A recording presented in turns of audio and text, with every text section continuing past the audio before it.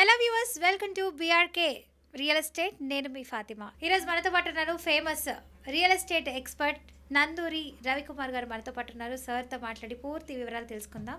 నమస్తే అండి. నమస్తే. ఎలా ఉన్నారు? Fine fine. సార్, ఇప్పుడు చూసుకున్నట్లయితే అమరావతిలో ఇన్వెస్ట్మెంట్ చేయడం మంచిదే అంటారా కాదంటారా? ఎందుకంటే అంతకుముందు వేరే ప్రభుత్వం ఉన్నప్పుడు అమరావతిని తీసేద్దాము, క్యాపిటల్ వేరేది చేయాలి అని అంటున్నారు. ఇప్పుడు చూస్తే మన సిబిఎన్ గారు వచ్చేసారు కాబట్టి ఆయన పక్క అమరావతిని అని అంటున్నారు. నెక్స్ట్ 5 years తర్వాత అమరావతిని డెవలప్మెంట్ ఉంటుందో లేకపోతే ఇంకో దాన్ని క్యాపిటల్ చేసి వేరే విధంగా ఉంటుందో తెలీదు. సో అక్కడ డెవలప్మెంట్ ఉంటుందా, గ్రోత్ ఉందా లేదా ఏంటి అని అడగమంటున్నారు పర్సన్ అయితే.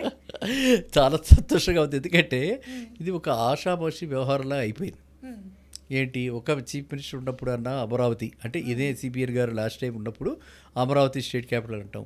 తర్వాత జగన్మోహన్ రెడ్డి గారు రావటం, మళ్ళీ దాన్ని కాదు 3 క్యాపిటల్స్ స్టేట్కి, 3 సెంట్రల్ని 3 విధాలుగా నేను డెవలప్ చేస్తారని అంటాం. మళ్ళీ చంద్రబాబు నాయుడు గారు మళ్ళీ వచ్చేసేటం, ఇప్పుడు ఈయన వచ్చిన తర్వాత కాదని చెప్పి మొత్తం అంతా కూడా అమరావతిలో ఇన్వెస్ట్ చేయించడం. దీనికి ఇప్పుడు ఇదివరకటి మీద ఇప్పుడు మనకి ఎక్కువ నమ్మకం కలుగుతుంది. దీనికి కారణం ఏంటంటే ఆల్రెడీ సెంట్రల్ గవర్నమెంట్ అప్రూవ్ చేసి 15,000 కోట్లు ఇచ్చింది. దేనికి? Amaravati as state capital develop చేయడానికి. సో అండ్ అమరావతిలో స్టేట్ క్యాపిటల్గా డెవలప్ చేయడానికి ఆల్రెడీ సిబిఎన్ గారు కూడా చాలా ఫాస్ట్ ట్రాక్లో ఒక్కసారిగా గ్లోబల్ టెండర్స్ ఇండియాలోనే కాకుండా అన్ని స్టేట్స్ ఎక్కడి నుంచైనా సరే వాళ్ళు టెండర్లో పార్టిసిపేట్ చేయొచ్చు, టెండర్లో బిడ్ చేయొచ్చు. అలాంటిది చేసి ఆయన ట్రాక్లో పెట్టి ఫాస్ట్ ట్రాక్లో పెట్టి డెవలప్ చేస్తున్నారు ఇప్పుడు. అర్థమైందా? ఏదైతే మనం అనుకున్నామో ఆ విధంగా సింగపూర్ టౌన్ లాగా, సింగపూర్ హబ్స్ లాగా అన్నిటినీ ఆయన డెవలప్ చేయడం జరుగుతుంది. అవన్నీ అండర్వే ఉన్నాయి కాబట్టి అవేమీ ఇంకా ఆగే ప్రశ్న లేదు. ఒకవేళ చీఫ్ మినిస్టర్ ఇంకో పార్టీ వచ్చినా కూడా ఇవి బై దెన్ స్ట్రక్చర్స్ అన్నీ ఉంటాయి. ఈయన ఈ టర్మ్లోనే ఇంకా 3.5 years ఉంది. ఖచ్చితంగా 3.5 yearsలో బ్యాలెన్స్ టైంలో ఇవన్నీ కంప్లీట్ అవుతాయి. ఒకవేళ మళ్ళీ ఇంకొక ప్రభుత్వం వస్తే మళ్ళీ ఇది మార్పులు ఉండొచ్చు? ఇంకా మార్పు ఉండే అవకాశం లేదు, ఎందుకంటే ఆల్రెడీ అక్కడికి ఇండస్ట్రీస్ పడిపోయాయి, వస్తాయి కాబట్టి వచ్చేసాయి. ఆల్రెడీ జడ్జెస్ కాలనీ కానీ, ఆల్రెడీ హైకోర్టు జడ్జెస్ కాలనీ కానీ, లేకపోతే ఇప్పుడు ఆల్రెడీ మనకి అడ్మినిస్ట్రేటివ్ బిల్డింగ్స్ కానీ, సెక్రటేరియట్ ఎంప్లాయీస్ అక్కడికి సెక్రటేరియట్ వెళ్ళిపోవాలి అక్కడికి కానీ, లేటెస్ట్గా state bank of India local head office అక్కడ ఆ రీజన్కి ఒక హెడ్ ఆఫీస్ పెట్టాలని అక్కడ పెట్టుకోవడానికి వాళ్ళు జాగా 3 ఎకరాల స్థలాన్ని కూడా వీళ్ళు కేటాయించడం జరిగింది. అక్కడ వాళ్ళు స్టార్ట్ చేస్తున్నారు. అలా ఆర్బీఐ రీజనల్ ఆఫీస్ కూడా అక్కడ, మనకి హైదరాబాద్లో ఆర్బీఐ ఉంది, విజయవాడలో లేదు, కానీ ఇప్పుడు పెట్టారు. ఆర్బీఐ కూడా అక్కడ రీజనల్ ఆఫీస్ పెట్టారు. సో ఈ విధంగా ఇన్ఫ్రాస్ట్రక్చర్ని చూస్తే ఎక్కడ చూసినా సరే అన్ని broad roads, planned township, planned city. నేను చెప్పకూడదు అంటే మనం అనుకుంటూ బాధపడతాం, కానీ మనం యాక్సెప్ట్ చేయాల్సింది ఏంటంటే ఎలా అయితే ఇవాళ మనకి ఫైనాన్షియల్ డిస్ట్రిక్ట్ ఉందో, గచ్చిబౌలి కంటే ఫైనాన్షియల్ డిస్ట్రిక్ట్ చాలా అందంగా ఉంటుంది. ఎందుకని? Planned town, planned city. అలాగే మనకి నాలెడ్జ్ సిటీ, గచ్చిబౌలి కంటే నాలెడ్జ్ సిటీ చాలా బాగుంటుంది. మైహోమ్ పూజ, టీ వర్క్స్, టీ హబ్, అక్కడంతా 150 feet 200 feet రోడ్స్. వెళ్తాక తప్పదు కదా, టీ హబ్ ఈ హబ్ వెళ్తుంటారు. సో అక్కడంతా చాలా బాగుంటుంది. సో అదే విధంగా ఇప్పుడు మనకి అమరావతిలో కూడా ఆయన అన్ని ప్లాన్డ్ టౌన్షిప్గా, ప్లాన్డ్ సిటీగా చేస్తూ అన్ని కన్సైల్డ్ డ్రైనేజ్. ఇంత పెద్ద వర్షాలు పడ్డాయి మొన్న, చుక్కల నీళ్ళు కూడా ఆగలే. అంటే అంత తొందరగా ఆగలేదంటే 1-2 గంటలు ఆగటం పెద్ద విషయం కాదు కదా, ఇంత పెద్ద వర్షం పడ్డప్పుడు. సో ఆ విధంగా ప్లాన్ చేసి అన్నీ కూడా మిడ్వేలో ఉన్నాయి ప్రాజెక్ట్స్, ఆల్మోస్ట్ సగం పైన అయిపోయినాయి.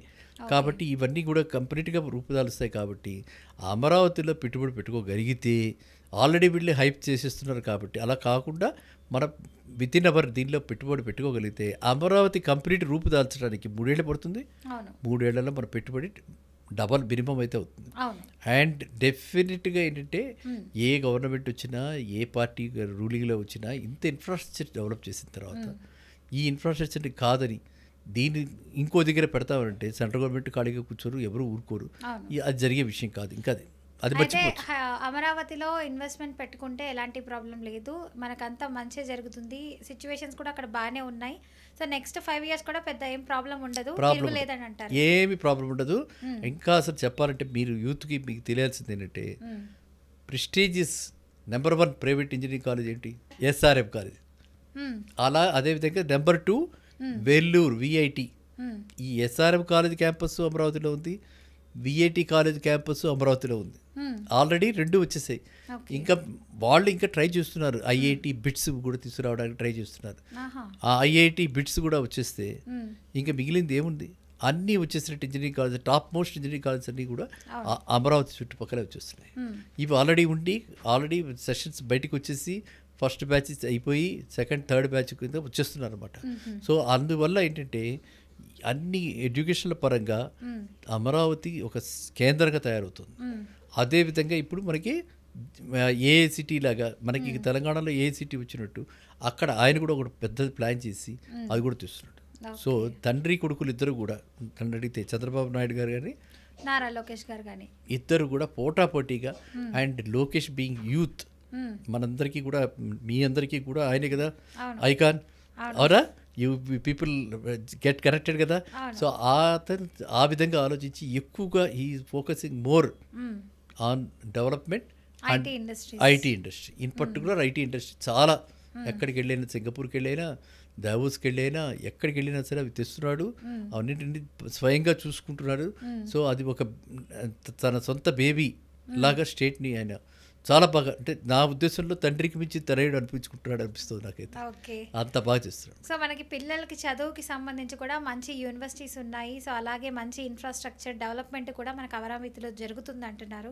ఎన్ని ప్రభుత్వాలు మారినా అమరావతి ఇప్పుడు ఆల్రెడీ స్టాండర్డ్ అవుతుంది కాబట్టి, కొత్త కంపెనీస్ కూడా వస్తాయి కాబట్టి ఇంకా ఎలాంటి దోకా ఉండదు, బాగుంటుంది అంటారు.